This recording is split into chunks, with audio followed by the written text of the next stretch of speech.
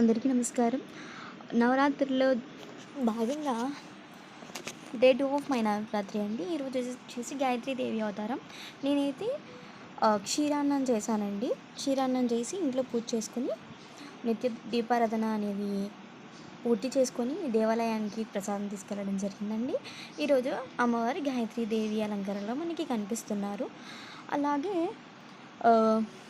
వేరు వేరు వివిధ రకాల మండపాల దగ్గరికి వెళ్ళడం జరిగిందండి. అమ్మవారిని దర్శించుకున్న తర్వాత కార్వాన్ దర్బార్ మైసమ్మ దేవాలయానికి వెళ్ళడం జరిగిందండి. ఇక్కడ వచ్చేసి ఒక పక్కన హోమం జరుగుతుందండి, మరోవైపు ఏమో మనకు కుంకుమార్చనలు అనేవి జరుగుతున్నాయండి. ఈ అమ్మవారు చాలా శక్తి స్వరూపిణిగా, మనం ఎలాంటి నిస్వార్థపూర్వకంగా ఉండని ఎలాంటి కోరికలైనా కూడా ఈ అమ్మవారిని అడిగితే మనకు తప్పగా నెరవేరుస్తుందండి. పైగా ఈ అమ్మవారే లాల్ దర్వాజా బోనానికి ఈ అమ్మవారిని చెప్తారనమాట. ఇది వచ్చేసి నవదుర్గలు అనమాట. మనకి గుళ్ళో వడిబియ్యం అనేది నవదుర్గల దగ్గరే పోయడం జరుగుతుందండి. ఒకటే చోట వేయడం అనేది మనకి ఇబ్బంది కాబట్టి ఇలాగా పక్కన మనకు నవదుర్గల్ని అయితే ఏర్పాటు చేయడం జరుగుతుందండి.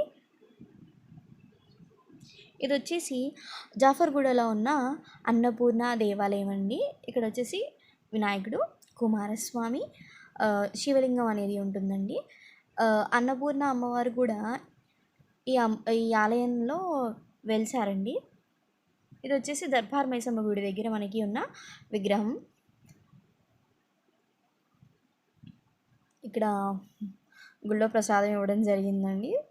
సో మేము గుళ్ళో తీసుకున్న ఫోటోలు కూడా ఇందులో పెట్టడం జరిగిందండి. దర్బార్ మైసమ్మ దేవాలయంలో బయట ఉన్న అమ్మవారి కూడా ఇలా నిత్యం కూడా ఈ 9 రోజులు కూడా ఏదో ఒక అమ్మవారి గుడికి వెళ్ళడం అనేది మా తల్లిదండ్రులు చిన్నప్పటి నుంచి నేర్పించారు.